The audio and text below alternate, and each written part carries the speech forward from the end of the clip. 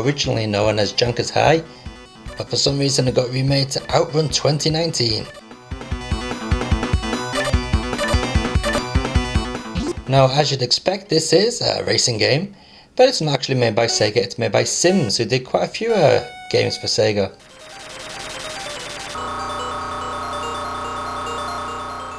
And straight away you can see that for the Mega Drive it is pretty impressive as far as 3D scaling goes. It's actually quite smooth. In fact, I think it's a lot smoother than any other racing game on the Mega Drive.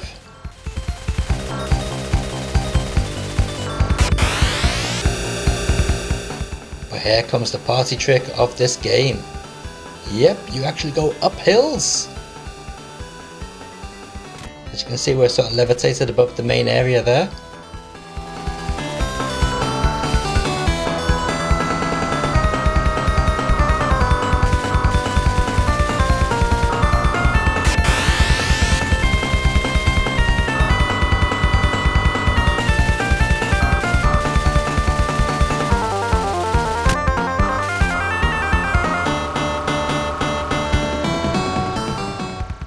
So graphically, this game is quite impressive for the Sega Mega Drive, but how is it to play?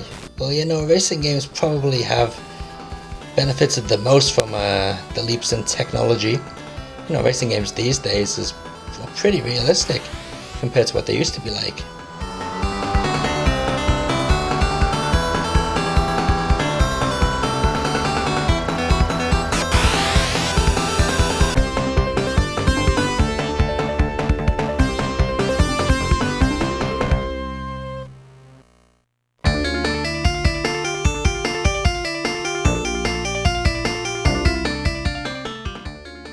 So at the end of the race you get a rundown of how you did, and you get to choose your next stage.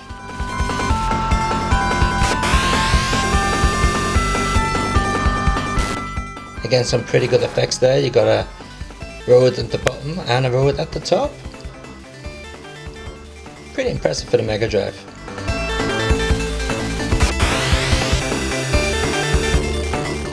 So while this game is a very pretty one, it'd be no good if it plays like rubbish, and actually it does play quite well. Of course, compared to racing games of modern generations, you know, modern consoles, it doesn't play as good as them, obviously. But for the game from the 16-bit age, it's pretty decent actually. Controls are pretty responsive. The car sort of moves how you'd expect it to move, and the enemy AI is not bad, not bad. Can be a little bit cheap now and then, but I think pretty much all racing games back then were cheap. While this isn't necessarily an Outrun game, it is a pretty good racer, so if you have something for your Mega Drive racing wise, why not check it out? Certainly got enough courses in it.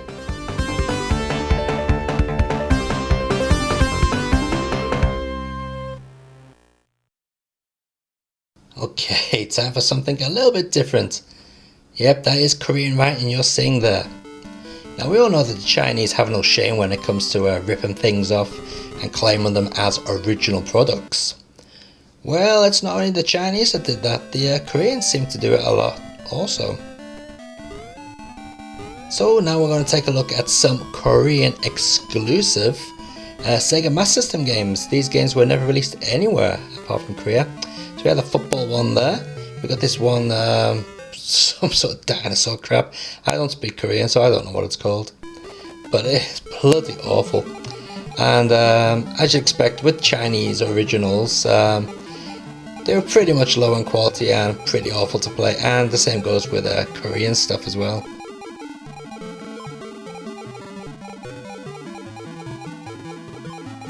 For example, on this game you just go on and on and on with the same background music, and the levels last forever. It takes forever to finish a level. Okay, and here's one version of Bubble Bobble on the Master System. Now, as you may know, Bubble Bobble actually got an official release in Europe, and it is a very good version, unlike this crap.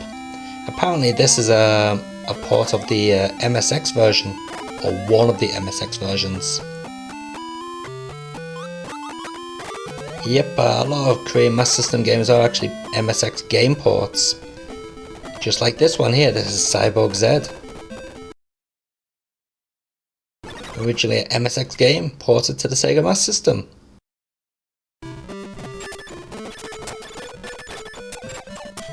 And yep, it's bloody awful. And what's with the music?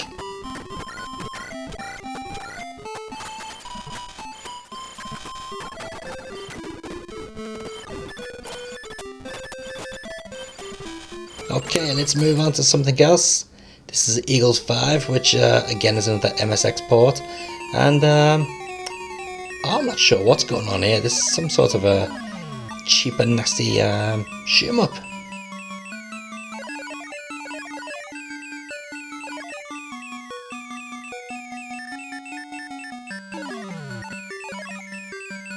That blue dot in the background never seems to move. Okay, now here's another one, so-called original game. Now, if you notice, the company behind the game was not anyone you've probably heard of. But just wait till you actually see the game running, and you'll see a certain famous company's logo on the background.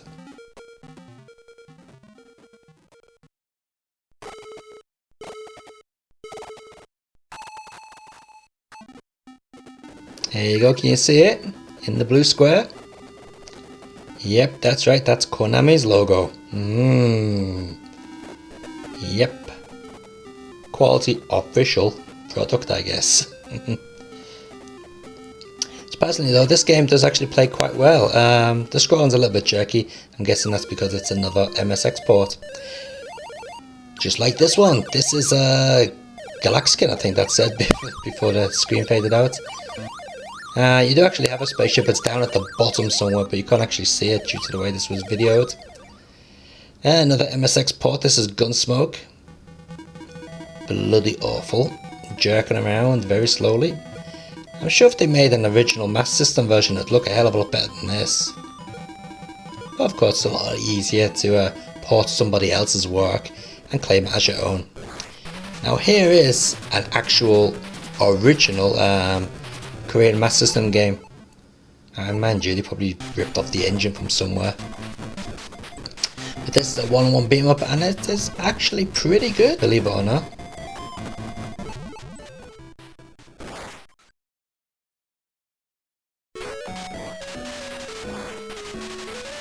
Talking about ripping off engines on Korean games, there was a Korean Mega Drive beat 'em up which never got released, and the name escapes me now, but it was definitely ripped off the Bare Knuckle engine, the Streets of Rage 2 engine, because the similarities between it were unbelievable.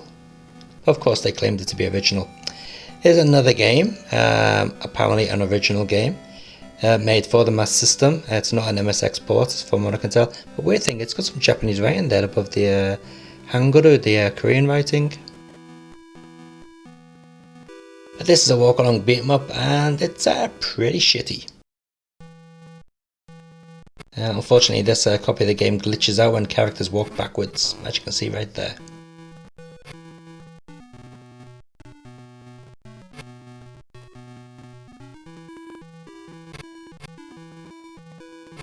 Okay, this is Balloon King, and yeah, it's a Galaga or Galaxian ripoff. But instead of shooting spaceships, you're shooting balloons. Ooh, whoopee-doo. Yep, and as you can tell by the colours, it's an MSX port. Okay, another MSX port here. Actually, this game is pretty good. It's actually quite playable, to believe it or not. Had quite a lot of fun playing this one.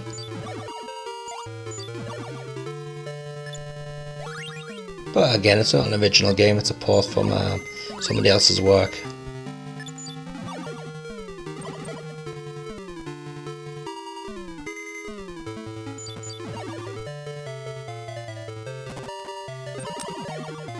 Okay, Xevious, yeah, as if Namco officially licensed this for the Sega Master System. I don't think so. And yes, you've guessed it, MSX port. It's okay, but you know, like all MSX games, it scrolls like crap, just jerks along.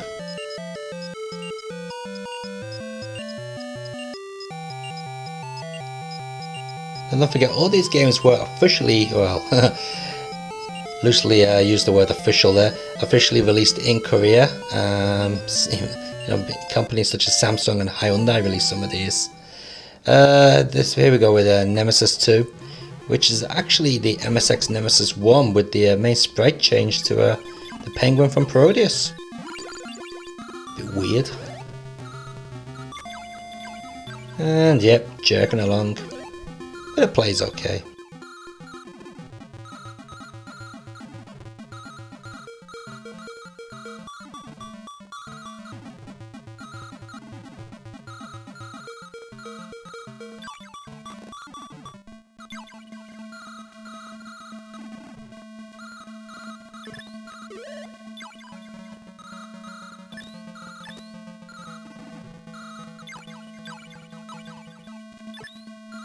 Okay, another bloody version of Bubble Bobble. The Koreans certainly have a hard on for Bubble Bobble, that's for sure.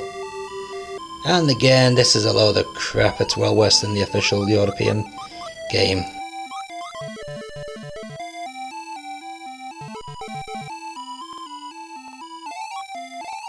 For some reason, Player 2's on the screen.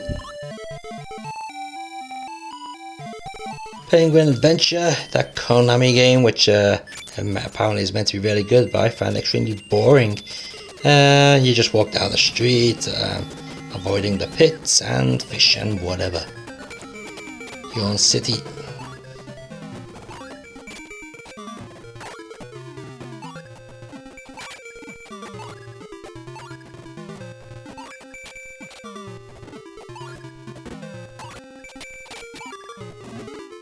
And bloody hell, another version of Bubble Bobble by somebody else. This one's by Mysoft.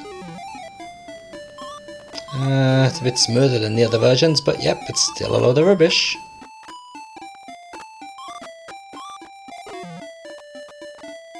Right, this is some sort of puzzle game called Puzznic. I have no idea what the hell is going on here. I guess you're sort of meant to make the patterns which are over to the right of the screen. I really don't know. Nothing seems to do anything.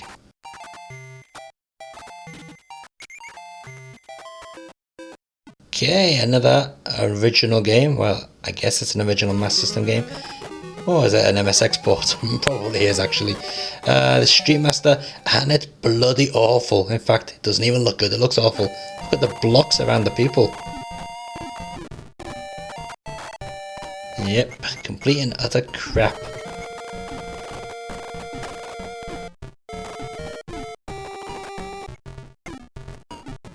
Hang on, is this Mario 2 or Super Mario 3? Oh no, it's Bioman 1. Okay. What is it? Music sounds familiar. Stages look familiar. Controls familiar. Controls like all those crappy Chinese rip-offs. Yep, it's a Mario rip-off with dodgy controls. Well, to be fair, the controls aren't that bad, but they're not exactly good either. Bit floaty. We're going from one Mario load of crap to another load of crap with Mario in it. This is Superboy 3. And this control's bloody terrible. This is definitely an MSX port, you can tell by the jerky scrolling. Look at that.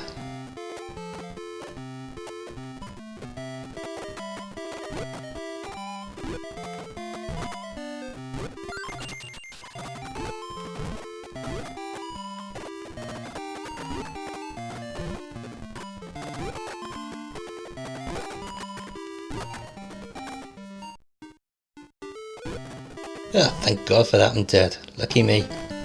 And on to Superboy 1. This is, yeah, more Mario rip-off action. Oh, wow. Oh, your own city. And yep, jerky scrolling, so you know what that means. Okay, and here's another bloody version of Super Bubble Bobble. Apparently, it says Game Boy there, which was the official name for the Master System in Korea, and so I guess this is the official released version. And yeah, it's crap. And we're finished with this MSX port of some Korean shooter. So yeah, next time you're complaining at the state of some official games made by Western companies, just think of the crap that poor kids in Korea had to play. Yeah.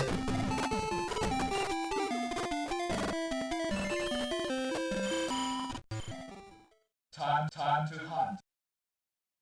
Well, it's been a while since we had some quality arcade beat-em-up action here on RetroCore, so let's fix that with a bit of Alien vs Predator from Capcom.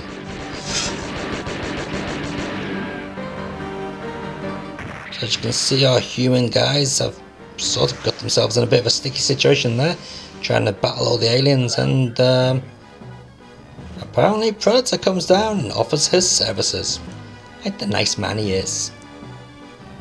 From what I remember, Predator used to rip the shit out of humans and skin them alive. Anyway, let's choose the Predator since that's the name of the game.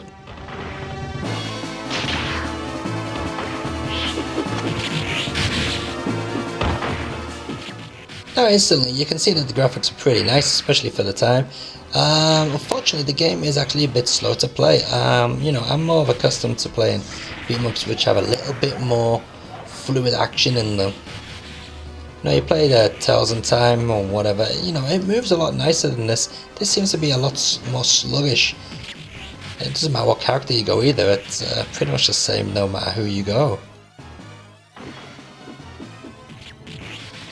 But once you get used to the pace, it is pretty decent to play.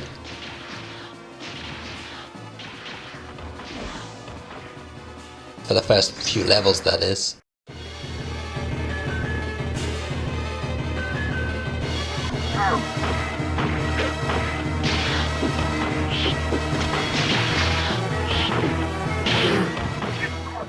It's also quite easy for an arcade beat-em-up, and the levels are also pretty short. As you can see, that was the whole of level 1, which you just saw then. Not exactly long, is it?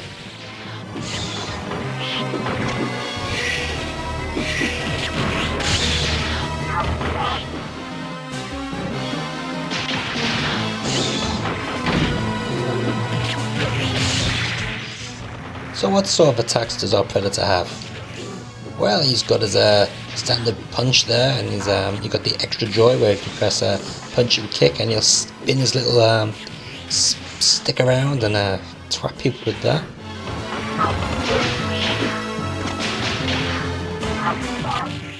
And he can pick up weapons which are lying about the stage.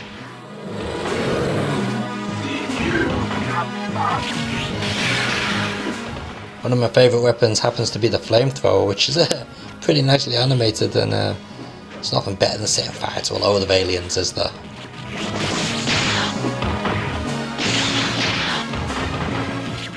The Predator also has his onboard rocket launcher, or I don't know, whatever it is, which you can see he's using here on stage 3, which is actually just this. This is the whole of stage 3, and it lasts, what, a whole minute?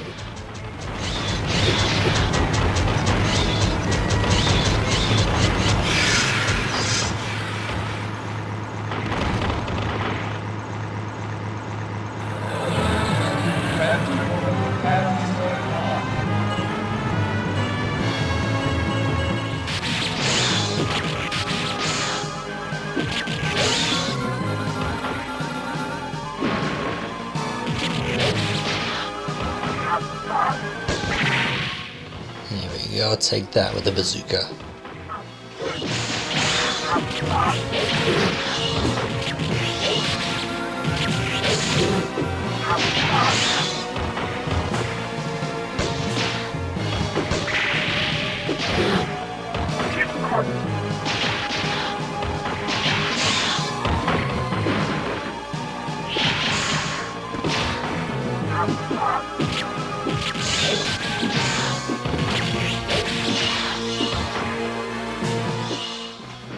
So while I'm a big fan of walk-along beat-em-ups, I'm not really too impressed by this one. As I said, it looks nice, but just something about it, it's too slow, and